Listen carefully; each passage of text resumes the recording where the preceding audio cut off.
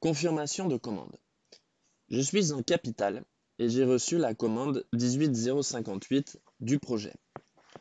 Mais le loco n'a pas approuvé la commande d'un article et ou il me dit qu'il n'approuve pas la quantité commandée d'un item. Il se peut aussi que les prix indiqués dans la commande projet ne soient pas actualisés ou que la date de livraison soit irréaliste. Enfin, comme dans cet exemple, il se peut que le projet ait envoyé un code étoile. C'est le devoir de l'équipe supply en capital de le remplacer par un code plus approprié. Ce genre de situation est très probable et c'est le travail de l'équipe supply en capital d'effectuer les modifications nécessaires à la commande projet. Lorsqu'on doit effectuer des changements sur les commandes projet, si on n'utilise pas la fonction confirmation de commande, les informations entre les bases de données capital et projet sont alors difficiles à synchroniser. Dans cette vidéo, je vais vous montrer comment exporter et importer une confirmation de commande, ce qui va permettre au projet de facilement et automatiquement actualiser la commande originale avec tous les changements effectués par l'équipe supply en capital. À titre d'exemple, je vais effectuer quelques changements sur la commande utilisée précédemment. Imaginons que je doive d'abord changer la quantité d'un article, par exemple l'article 2, parce que le loco me l'a demandé. Je vais éditer l'info ici.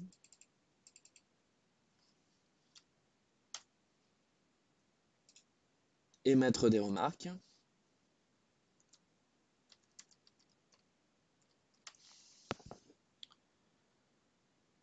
Imaginons aussi que le loco n'autorise pas l'achat de l'article 4.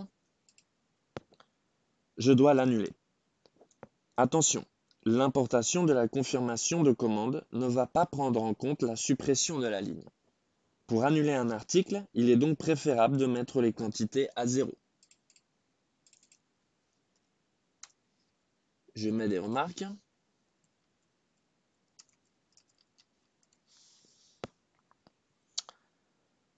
Enfin, imaginons que le prix de l'article 1 ne soit pas correct. Je vais donc pouvoir l'éditer ici.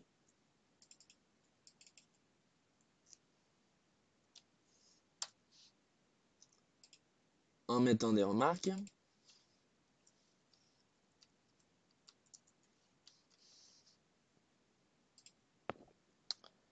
Normalement, l'actualisation du prix se fait automatiquement au moment de l'importation du XML. Mais dans l'intérêt de l'exercice, je l'ai fait ici manuellement. Enfin, je vais proposer un code standard pour remplacer le code étoile.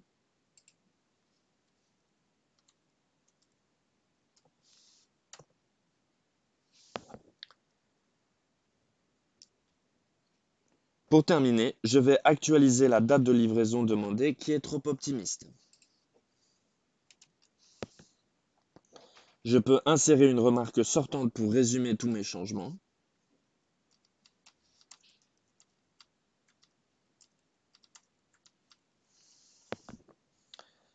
Tous mes changements ont maintenant été effectués.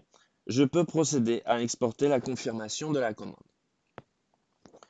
L'exportation de la confirmation de la commande est très facile. Je clique sur le bouton de la disquette. Je sélectionne Export pas IP.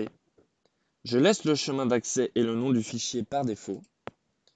Je sélectionne Exporter la confirmation de ce document. Format XML. Exporter. Un message de confirmation s'affiche pour nous informer du succès de l'opération. La confirmation de commande en format XML a bien été créée et enregistrée selon le chemin précisé.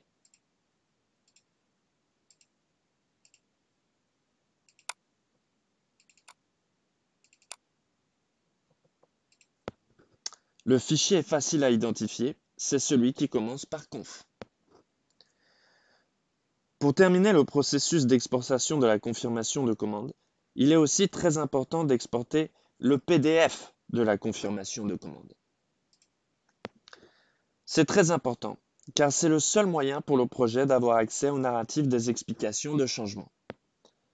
En effet, les remarques sortantes, ainsi que les remarques sur l'article, qui ont été insérées en capital pour expliquer les changements, ne vont pas être importés lors de l'importation du XML de confirmation de commande. La fonction XML ne le permet pas. Pour exporter le PDF de confirmation de commande, rien de plus facile. Je clique sur le bouton de l'impression. Je sélectionne la case Titre Request Confirmation. Si je clique sur Preview, j'ai un aperçu du document qui va être produit. Ce PDF doit être attaché en pièce jointe avec le fichier XML lorsqu'on envoie l'email de confirmation de commande à l'équipe terrain. On aperçoit bien les remarques sortantes, ainsi que les remarques sur article, qui va permettre au projet de comprendre pourquoi certains changements ont été effectués. Maintenant, il faut importer cette confirmation de commande dans le Logistics 7 du projet pour que la commande originale soit automatiquement actualisée avec tous les changements effectués en capital. En me connectant à la base de données de Madawa,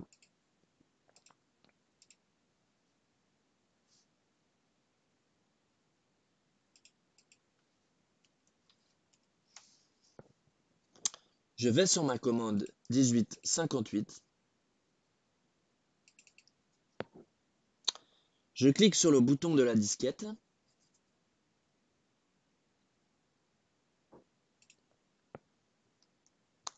Je sélectionne Import et je sélectionne le fichier XML de confirmation de commande.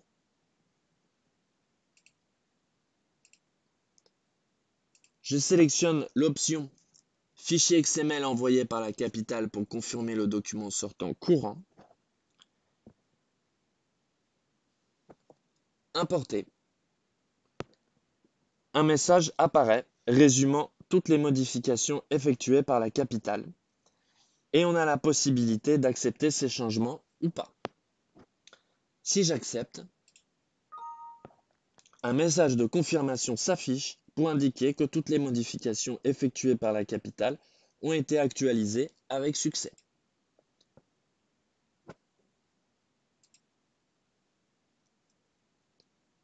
La confirmation s'affiche aussi avec une mention dans la colonne Remarque NP.